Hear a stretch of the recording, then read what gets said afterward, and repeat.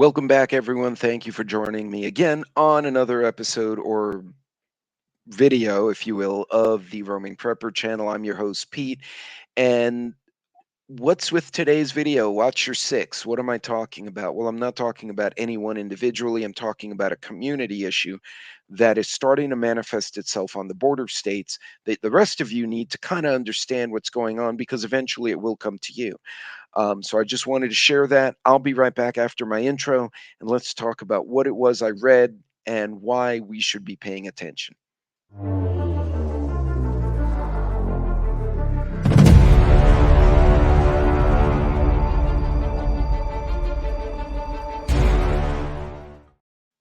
Thank you for joining me. Welcome back. Don't forget to hit like and subscribe. If you want to share my video, please feel free to do that. That does help me. Leave a comment if you don't know what to say and you want to just put gibberish. You can put gibberish. That's fine. But hit the thumbs up, thumbs down if you really didn't like what I had to share. But put something and off we go. Now, I normally premiere these videos. So I'm in the chat sometimes. I don't make my own premieres because either I get busy, I forget, I'm traveling, etc. So if I'm not in my chat, feel free to ask any questions in the comments below the video after it premieres, and I'll try to answer everyone as quick as I can. So, what was I talking about? Watch your six. So, a report in Southern California, I believe one was in Anaheim and the other one was in another area, which we would generally look at these videos and consider these nice suburban areas. There were nice homes, nice cars, well kept yards, that kind of thing.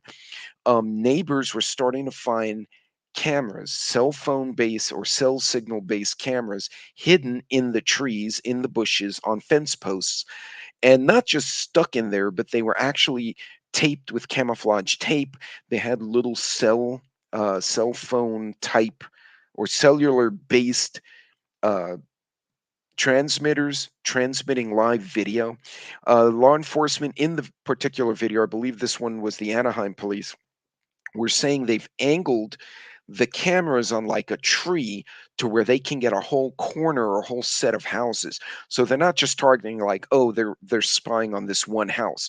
They're trying to monitor an entire subdivision, a whole block at one time.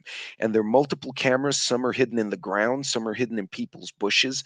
One person found it by it wasn't weed whacking. He was trimming his hedges with a trimmer and hung up in the camera wire, and the camera exploded and went everywhere. And the guy like dropped this thing because he didn't know what the hell just happened. And it turned out it was a camera aimed at his neighbor's house, but it was in his shrubs. And so he called law enforcement, called the neighbor, and the cops kind of took it into custody. What the police are thinking is that these are being put up in certain areas to monitor homes and subdivisions that might be a lucrative target for these, what they call these tourist gangs, and they call them tourist gangs. They come in illegally from overseas. They pick areas and they focus on a group of houses, a subdivision. We actually had it out here in West Texas for a while, and they'll hit homes when they know people are not there. But in order to do this effectively, they need to make sure the homeowner isn't home with a 12 gauge, right?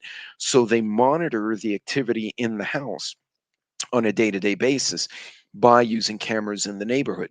Uh, in one of the Southern California reports, they indicated that they found the camera. The cops decided to leave it there, but they disabled it and then ran away. Like they came up behind it and screwed with it. And the person actually came back to fix the camera. And when they did that, they took him into custody and found out that he was part of a larger, I believe it was Colombian or Honduran gang that had come illegally into the country and were targeting subdivisions, and they were setting up cameras to watch groups of homes to see who was in and out, if there was a woman at home alone, kids at home alone, teenage girls at home alone. So the officers think it's a combination of home invading and trafficking, because if they know, oh, the teenager comes home and you have females by themselves in the house, a young American raised female, black, white, or Hispanic or Asian, that's been well fed, taken care of, apparently gets a lot of money in the black market. I know that's a horrible thing to say, but this is the truth. Um, so they're monitoring kids, they're monitoring activity, they're monitoring what kind of car you wear, car you drive, what people are wearing, and they're trying to pick targets. out of this. So it's super important when you walk your neighborhood, you travel your neighborhood, you look at what's around. If you see something out of place, take a picture of it, look at it, knock on your neighbor's door and say, "Hey, do you see what's going on in your property?" I promise you, neighbors would be very appreciative. I mean, don't freak them out at 2 in the morning if you can't sleep and you're out for a walk and see something hinky. Call the cops for that. But this is interesting. So, what they're associating these gangs with, you have a lot of immigrants coming to the border. Most of them are coming to a checkpoint. They're signing in, and in they come, and they get a hearing date or hearing dates, and they have to check certain boxes to be able to stay. And most of them are doing this, and then a lot of them are not. The no shows are among the gang members, and then there's the what they call the gotaways or the really illegal, where they're coming across the border. They're not even attempting to register or show up at a court or ask for asylum. They're just filtering into the country and going wherever the opportunity takes them. And these are the ones that our law enforcement are struggling with because there's no record of a lot of them. Or when they come for asylum, they give false information. Then they don't show up at their court date and they just disappear into the wild. And so while other immigrant families are trying to do it the right way and they're waiting for their date and trying to show up, and it's taking them months to get a proper court date and a hearing date, a lot of these slots are being taken up by illegal gang members who are coming in under false names and then not showing up, and they're filling up the court with no shows instead of letting the families who are really doing the right thing come in here. So that's a point of frustration for me, being from a family that immigrated here several generations ago, to see how absolutely screwed up the system is. But anyway, I digress. um, Point being, the gangs are using video to surveil and survey entire areas to pick their targets. When you walk in your neighborhood, don't get put on a headset and be oblivious.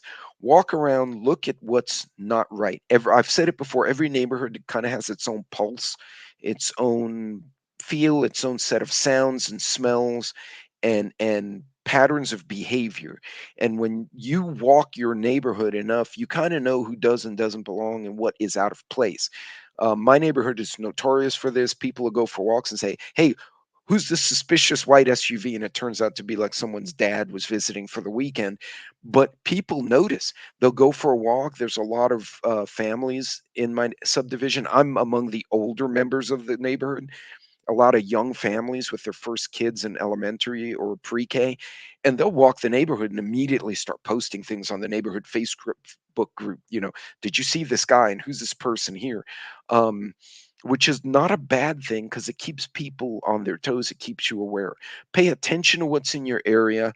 The gangs are targeting houses that they think will be empty and have something of importance. So when you're out and about, obviously you dress up for a nice dinner or an occasion.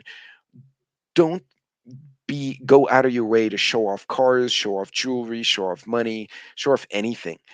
Keep your house clean, keep it nice, and keep it completely gray, just like every other house on the block. Not interesting, not exciting. You could have the bougiest stereo system and audio video system in the world inside your living room. Don't let anyone outside know that. Let your house look like a plain old house from the front until it's time to sell and you want to increase curb appeal.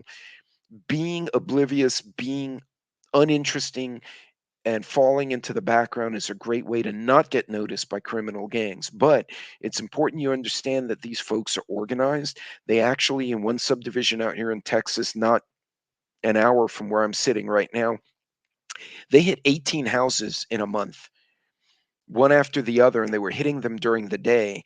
And then they started hitting some at night when they realized that the turned out some of the women or family, like a spouse, the woman was a nurse and the guy worked on a truck. So they actually timed it to where both were out of the house, which means they were watching the house. I don't know if you following me what I'm saying. Um, this is the level of intricacy and effort and focus they're putting into targeting homes. So make your home uninteresting, Talk to your neighbors, get to know the rhythm and behavior of your community, and know who does and doesn't belong there. This is not profiling. It doesn't matter what color, religion they are. If they live next door and you know that's their house, and someone of a completely different group shows up and starts doing shady shit, they don't belong there.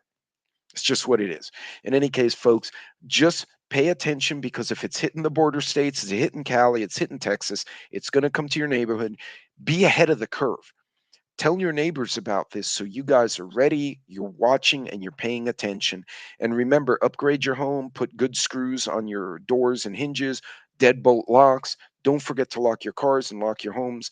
At least half the guns that get stolen in my part of Texas are because someone left it in a car and the car wasn't locked, which to me is stupid. You have a freaking firearm, take it in your house or lock your car. This is why they want to take guns, is because certain people do dumb shit and the rest of us pay for it. So don't be the dumb shit. Anyway, that's it for this one. Be safe. And when you are out, stay strapped, because you never know who's watching you in the stores either. And give them a bad surprise if they do. Anyway, be safe, be careful, pay attention to your neighborhoods. That's it for this one. God bless, Godspeed. I'll see you on the next video.